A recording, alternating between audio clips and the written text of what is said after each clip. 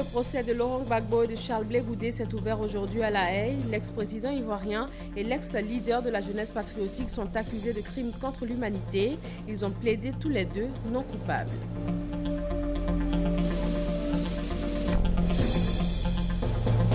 Il se rend ce jeudi à Addis Abeba. Le président ivoirien Alassane Ouattara prend part au 26e sommet de l'Union africaine qui s'ouvre ce 31 janvier.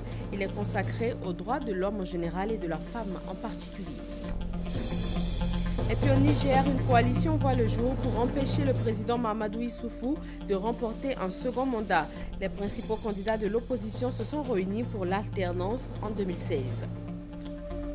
Bienvenue dans le journal de 13h. Merci d'être avec nous sur RTI 1. Bonjour à tous.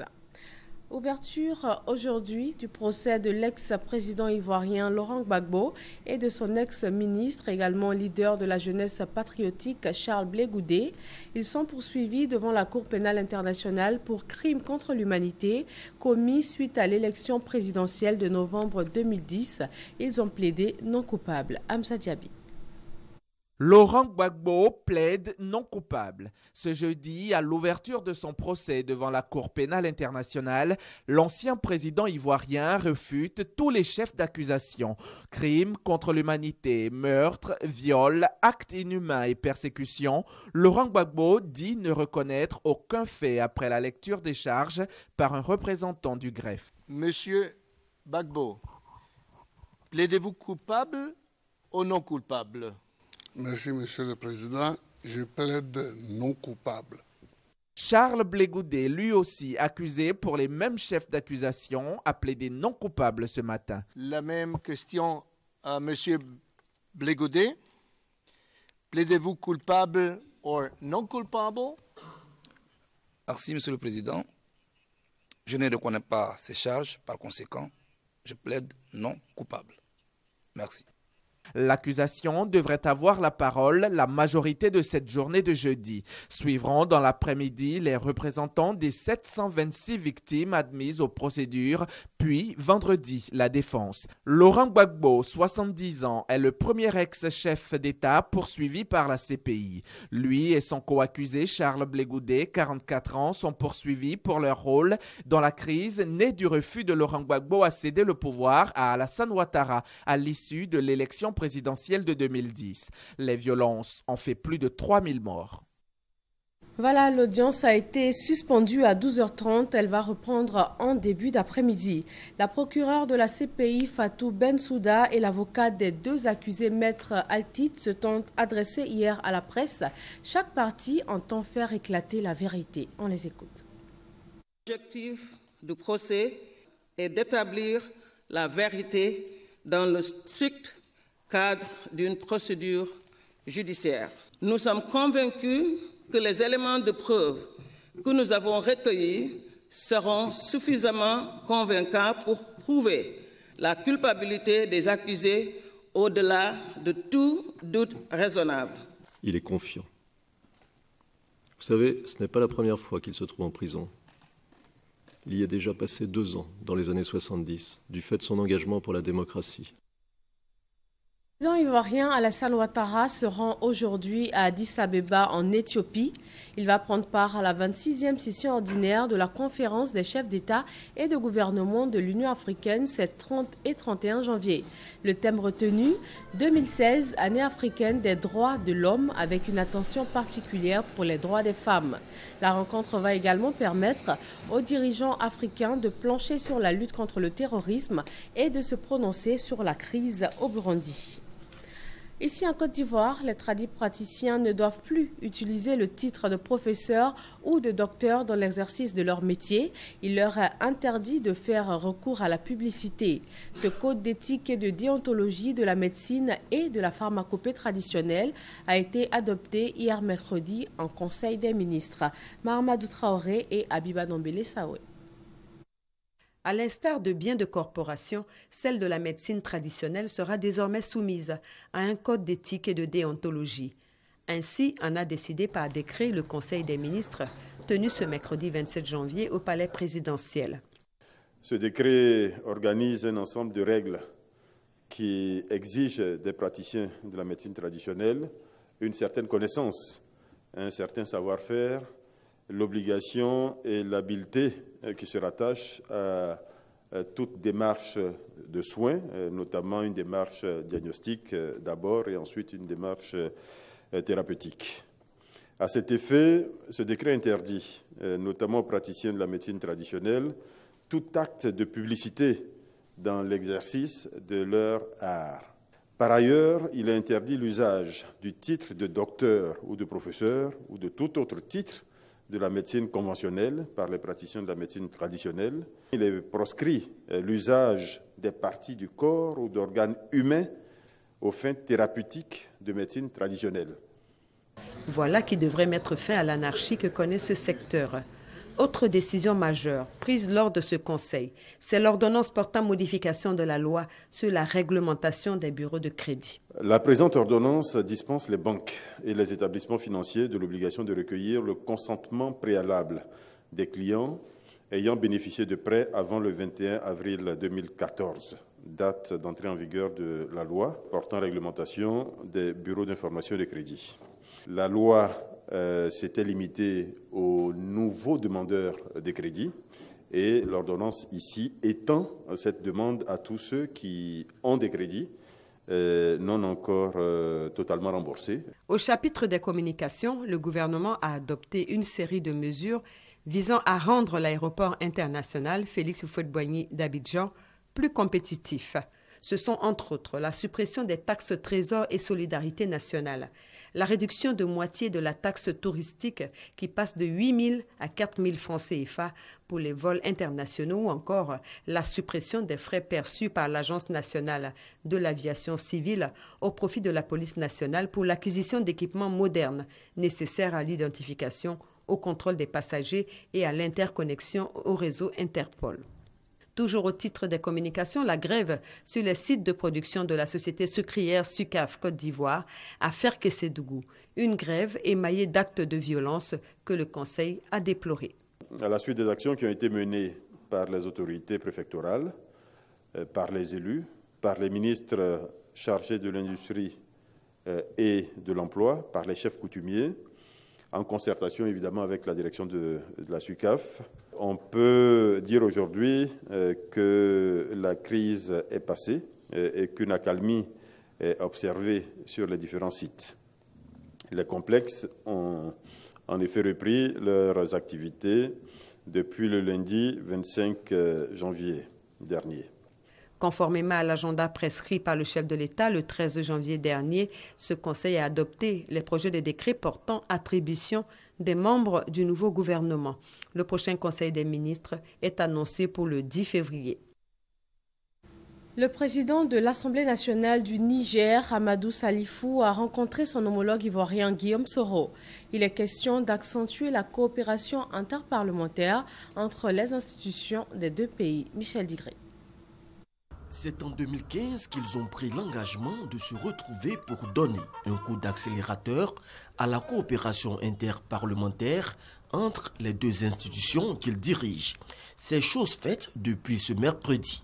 La séance de travail entre le président de l'Assemblée nationale de Côte d'Ivoire, Guillaume Soro, et celui du Niger, Amadou Salifou, aura permis de faire bouger les lignes. Nous avons donc évoqué la nécessité de renforcer nos relations parlementaires. Nous avons aussi insisté sur, n'est-ce pas, la nécessité de renforcer et raffermir les relations au-delà de nos deux institutions, de raffermir, dis-je, les relations entre nos deux pays. Nos relations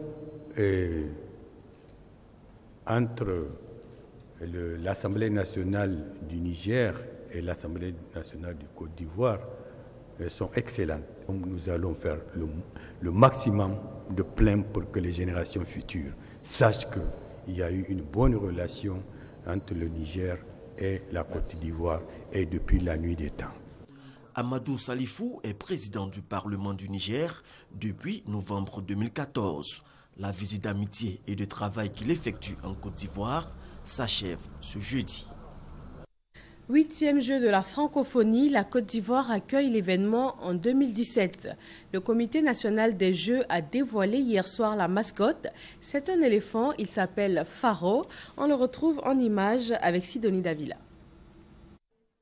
De son nom Pharaoh, qui signifie faire le malin de l'argot ivoirien et vanter ses exploits dans certaines langues locales, elle est la représentation stylisée de l'emblème du pays, l'éléphant. Aux couleurs du drapeau national, cette mascotte va apporter de la gaieté et de l'humour selon les organisateurs à ces Jeux.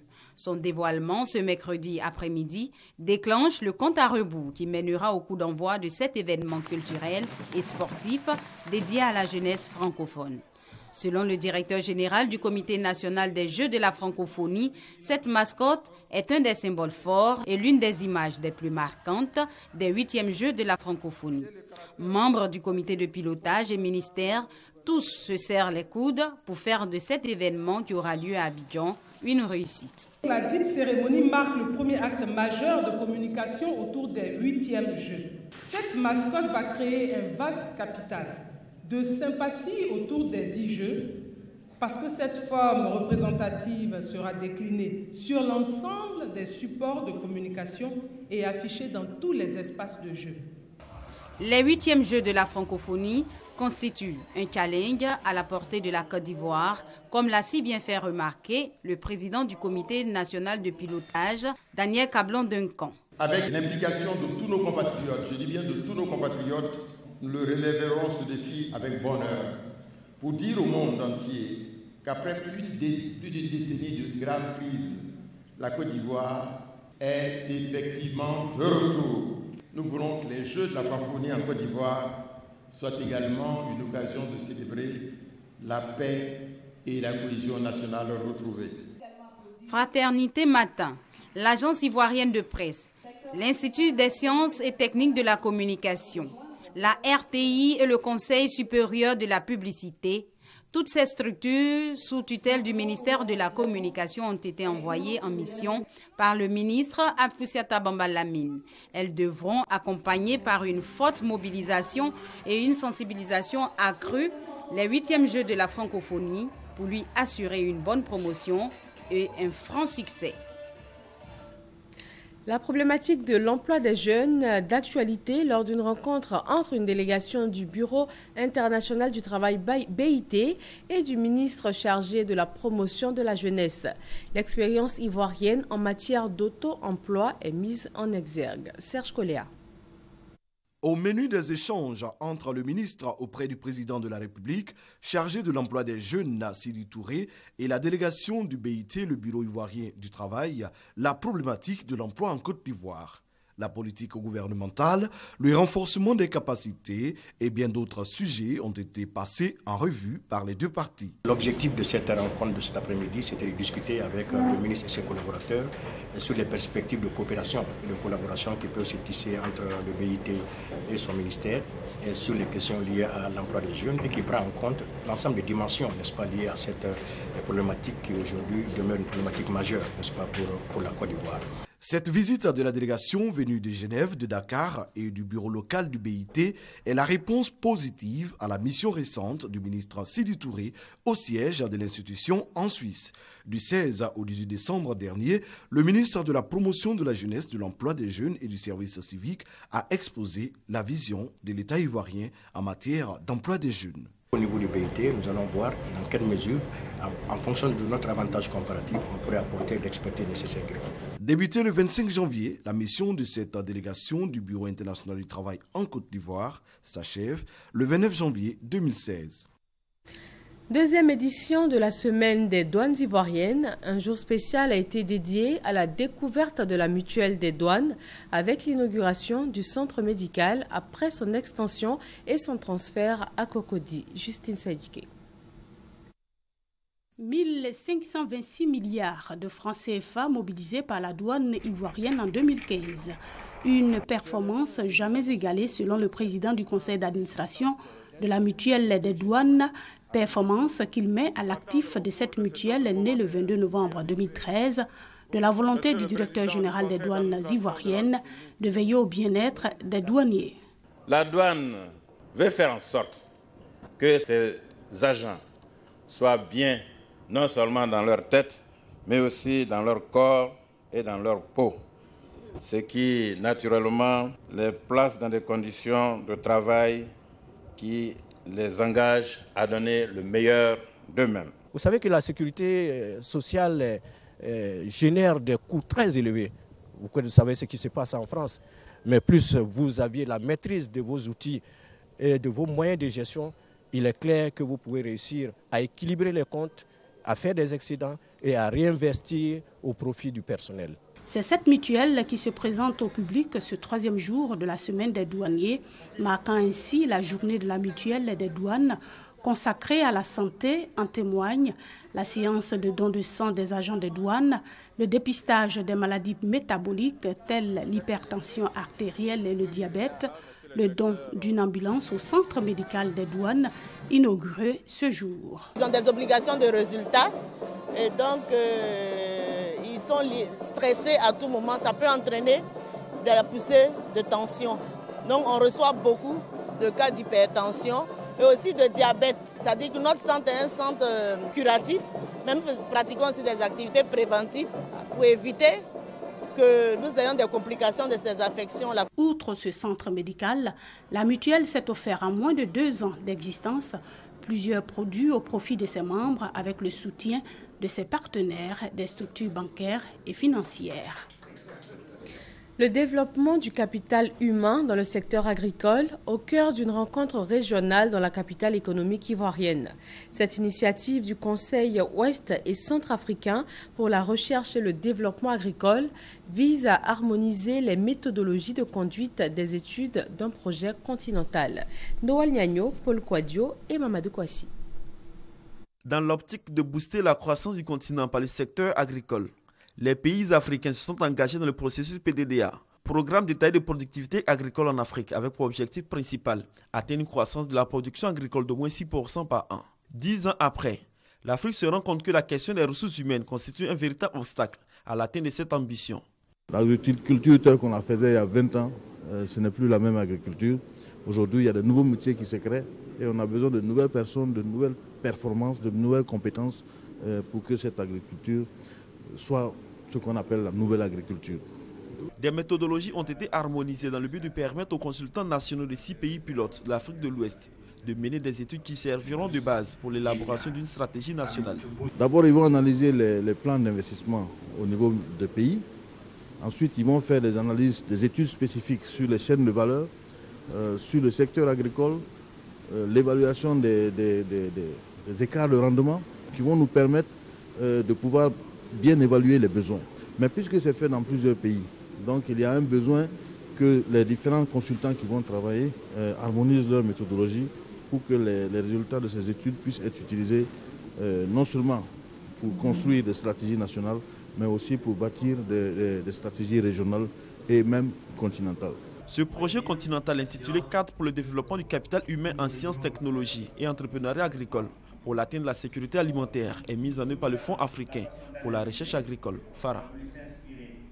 Une conférence internationale sur la préservation des forêts se tient à Abidjan. Les réflexions portent sur l'observation spatiale pour la gestion durable des forêts et des terres en Afrique de l'Ouest. Maïsako. Les forêts sont essentielles pour la conservation de la biodiversité. Elles contribuent à l'amélioration de la qualité de l'air en réduisant les émissions de gaz à effet de serre, filtrent les eaux de ruissellement à travers les racines des arbres, réduisent l'érosion et assurent la survie de nombreuses espèces. Chaque année, ce sont 200 000 hectares de forêts qui disparaissent en Côte d'Ivoire. À ce jour, on estime à 2 millions d'hectares la superficie de forêt contre 16 millions en 1960. Comment y remédier? Entre autres solutions, le gouvernement envisage la surveillance satellitaire. L'imagerie satellitaire permet entre autres d'analyser les causes anthropiques des changements observés dans l'occupation du sol, évaluer la vulnérabilité des changements globaux. L'utilisation de l'imagerie satellitaire, l'Afrique centrale en a fait l'heureuse expérience. Elle s'inscrit dans le cadre du projet GeoForAfri qui vise à favoriser l'adoption et la maîtrise technique des données satellitaires permettant d'assurer le suivi du couvert forestier en conformité avec les exigences internationales du projet RED+. Grâce à l'appui technique et financier de la France, la Côte d'Ivoire bénéficie de ce programme. Il sera le premier pays ouest-africain à expérimenter cette technique. L'objectif principal, c'est d'essayer de sensibiliser, de former, d'informer sur l'utilisation de l'imagerie satellitaire pour améliorer le suivi de politiques nationales, de questions d'agriculture, d'affectation des terres, d'aménagement du territoire. L'utilisation de l'imagerie satellitaire en Côte d'Ivoire est prévue pour le mois de mars cette année. Le projet coûte 4 milliards de francs CFA. Son but ultime est de mettre un terme à la dégradation des forêts à l'horizon 2017. Le nouveau code minier ivoirien prévoit la mise en place dans toutes les zones d'exploitation minière d'un comité de développement local minier. Il doit présenter des projets de développement au profit des communautés impactées par les activités des mines. Le comité de Divo a été installé. Mamadou Kwasi.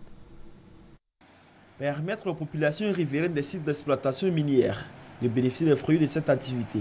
C'est ce qu'a décidé le gouvernement de Côte d'Ivoire à travers le nouveau code minier ivoirien. Et ce, à travers la mise en place des comités de développement local minier. Cette décision devient une réalité dans la région du Logibwa. La mine d'or de Iré, située à 40 km de Divo, a désormais son comité de développement local minier. Il est dirigé par le préfet des régions, Mandro. Une disposition qui réjouit les populations impactées par les activités minières de Newcrest, spécialisées dans l'exploitation de l'or. On nous a déménagé, on a quitté le campement. Où nous sommes venus nous installer, on n'a pas de terre, on n'a rien à manger. Bon, il faut avoir de l'argent pour pouvoir manger. On a des enfants qui vont à l'école. Dans ces 2 jours, on a des problèmes. Bon, il ne pleut pas assez, tout ce qu'on fait, ça ne produit plus comme avant. Un projet qui est bienvenu, rien que pour aider la population. Et on a programmé avoir notre école, le dispensaire et d'autres. Le directeur général de cette entreprise australienne a assuré les populations ainsi que les autorités ivoiriennes que les besoins des différentes communautés seront pris en compte afin d'améliorer leurs conditions de vie. In a structured way with the communities. Newcrest est très heureux et très motivé par l'installation du comité local de développement minier de la mine d'or de Iré et nous attendons véritablement à pouvoir travailler en collaboration avec eux et tous les membres du comité pour mettre en place les différents projets qui bénéficieront à la communauté. Le ministre de l'Industrie et des Mines a indiqué que ce comité a pour but de proposer des projets communautaires pour contribuer au bien-être des populations riveraines. Donc 0,5% du chiffre d'affaires est affecté au comité. Le comité, notamment les responsables des communautés, vont proposer des projets. Ça peut être des écoles, ça peut être des centres de santé, ça peut être des activités de production. Parlant des dédommagements, Jean-Claude Brou a signifié que cela n'est pas pris en compte par le comité de développement local minier et que d'autres dispositions sont mises en place pour le faciliter. L'entreprise Newcrest a remis au comité de développement local minier de Iré un chèque de 143 millions de francs CFA pour la réalisation de projets communautaires intégrant des activités génératrices de revenus au profit des 16 villages impactés par les activités de sa mine d'or. Ils sont 17 à avoir été primés par le groupe Safamcom. Ce sont tous des opérateurs économiques qui se sont illustrés durant l'année 2015 comme acteurs du développement socio-économique de la Côte d'Ivoire. Eugène Atoubé. Avec eux, la Côte d'Ivoire émergente à l'horizon 2020 ajoute à ses bâtisseurs. Ils sont 17 Ivoiriens, hommes et femmes, issus de différents secteurs d'activité avec en commun le même rôle d'acteurs participant au développement socio-économique de la Côte d'Ivoire. C'est fort de cela et au regard de leurs compétences dans leurs domaines respectifs qu'ils ont été désignés cette année 2016 meilleurs artisans de développement. En termes de perspective, il s'agira de susciter un cadre plus renforcé d'échange pour les opérateurs ivoiriens en les mettant plus en contact avec leurs homologues africains. Toute chose qui aura le mérite de les ouvrir à d'autres expériences et opportunités pour leur permettre d'élargir un peu plus leurs horizons. Des 17 lauréats, un jury spécial constitué le jour même de la cérémonie a désigné 5 super prix et 3 grands prix. Les meilleurs dans ces 2 catégories sont Yao Patricia Sylvie, directrice de cabinet de la première dame de Côte d'Ivoire, et Tunkara Cheikh Omar, opérateur économique. Ils ont obtenu respectivement le grand prix Prestige Safamcom et le super prix Diamant Alassane Ouattara. Une reconnaissance, mais surtout un encouragement à continuer, toujours continuer leur œuvre pour l'essor de la Côte d'Ivoire. Le président Ouattara, dès sa prise de fonction, a lancé un slogan « Côte d'Ivoire, pays émergent à l'horizon 2020 ». Et nous disons « Côte d'Ivoire, pays émergent, c'est pour, par et avec les Ivoiriens ». Cette cérémonie de récompense des meilleurs artisans de développement de Côte d'Ivoire est à sa 16e édition. Elle est soutenue par des partenaires au développement et nombreux opérateurs économiques. Le nouvel an chinois est placé cette année sous le signe du singe. Les ressortissants chinois qui vivent en Côte d'Ivoire ont célébré l'événement. Ils ont mis la culture de leur pays en exergue grâce à des activités artistiques. Moussa Konaté. La Chine et la Côte d'Ivoire unis par des liens d'amitié et de culture.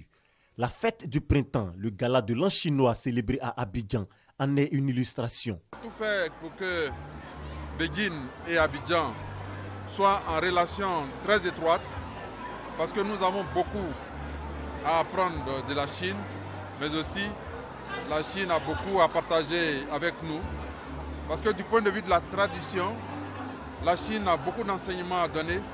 Et la Côte d'Ivoire a un trésor immense d'intelligence à servir au monde et à servir à la Chine. Nous avons invité les artistes ivoiriens aussi chinois à coopérer ensemble pour présenter. La ville d'Abidjan est une grande métropole avec une population de plus de 5 millions d'habitants. Donc la ville de Beijing va renforcer sa coopération avec la ville d'Abidjan. Au nom de cette amitié entre les deux peuples, plusieurs membres du gouvernement à cette cérémonie, une présence pour magnifier la bonne coopération entre les deux États. Ce sont des relations qui sont excellentes et la coopération Chine-Côte d'Ivoire s'intensifie de jour en jour.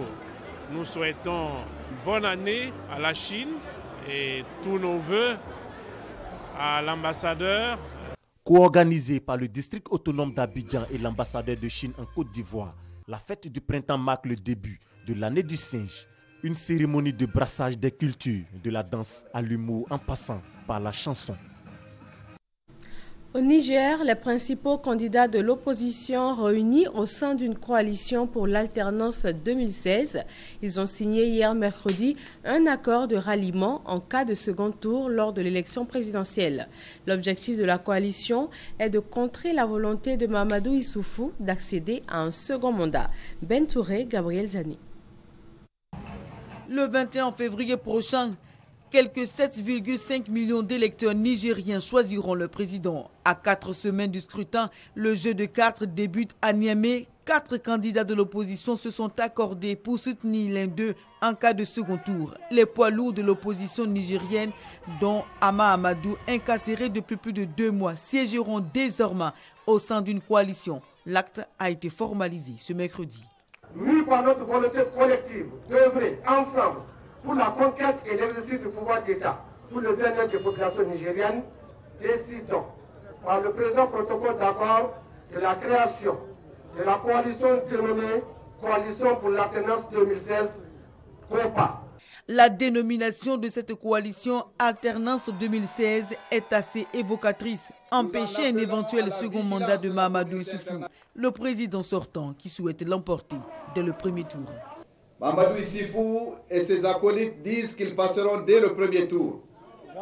Ils savent que l'histoire du Niger et la réalité politique du Niger ne leur permettront pas de passer dès le premier tour. Au premier tour de la présidentielle de 2011, les 4 candidats de l'opposition avaient totalisé 53% des suffrages dispersés.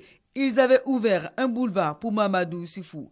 Pour 2016, ils n'entendent pas commettre la même erreur politique. Ils appellent la communauté internationale à la vigilance. Voilà pour ce 13h. Merci de l'avoir suivi. D'autres informations sur les www.rti.ci. Très bonne journée à tous.